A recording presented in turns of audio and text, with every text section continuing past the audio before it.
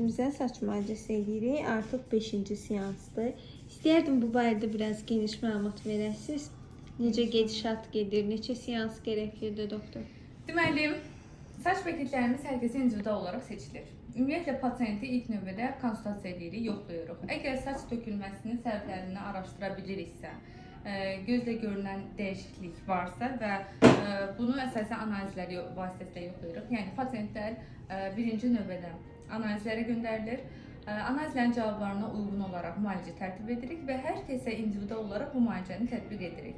Məsləhət görürük ki, pasiyentlər ümumiyyətlə həm daxildən, həm bizim elədiyimiz xaricdən müalicəni etsinlər. Çünki biz bəli, xaricdən vitaminlərlə zənginləşdiririk, follikulların inkişafını daha da sürətləndiririk, saç tökülməsini dayandırırıq və yeni tüklərin çıxmasına səbəb oluruq. Lakin, məsələn, D vitamininiz çox aşağıdırsa, kəskin defisitdirsə və yaxud B vitamininiz, eləcə də bəzi qan dəyərləri, məsələn, dəmir defisiti varsa, sizdə feritin defisiti varsa, o zaman siz saçınız tökülməyi müvəqqəti olaraq mən dayandıracağam. 2 ay sonra saçınız yenə daha çox çıxacaq, amma yenidən o vitamin çatışmamazlığı nəticəsində yenidən həmin boşda olan tüklər, follikulda artıq sizin o qan dəyərlərinizdəki olan azlığın nəticəsində yaranan tökülmələr yenidən davam edəcək. Buna görə də həm daxildən, həm xaricdən